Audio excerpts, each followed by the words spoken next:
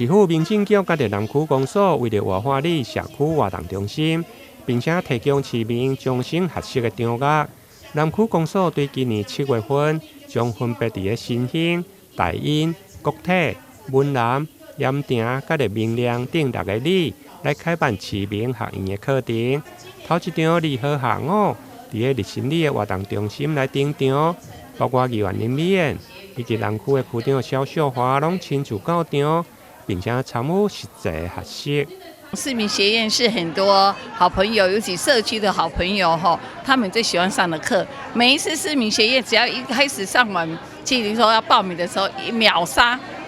为什么呢？我想市民学院最大的意义就是说，希望能够再次的提升我们的一些国际观，包括我们能够深耕在地的文化跟社区结合。所以很多的好朋友他就是喜欢这样子的，而且这些课程有时候还脱离不了我们生活上的一些需求了哈。我们的市长非常支持我们活动中心的一个活化课程，所以我们今年局里面也核定我们6个里办理这样子的一个市民学院，然后透过市民学院的课程安排，让我们的在地所有的里民可以就近到活动中心来学习相关的一个课程，然后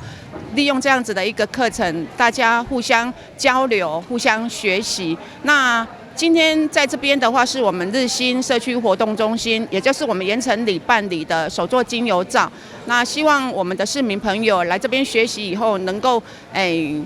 得到更多的一些课程上的一个知识。那也希望透过这样子的交流，大家能够更加融洽、更加和乐。南区公所结合白雪社区发展协会，邀请了静心花艺设计的老师，将精油的芳香融入盐埕里的特色，教导民众来制作精油的盐锭。我们里长跟我们社区发展协会，我拢真注重在里面的这个休闲的活动这一方面嘛希望讲会当，因为透过很多的这种手脑并用的活动，会当互咱家的长辈啦会当个更加较健康会当伫因的身心灵方面都可以得到各种方面的舒缓。针对盐埕区以盐为主，所以我们这次是盐精油灯。精油的盐灯来做一些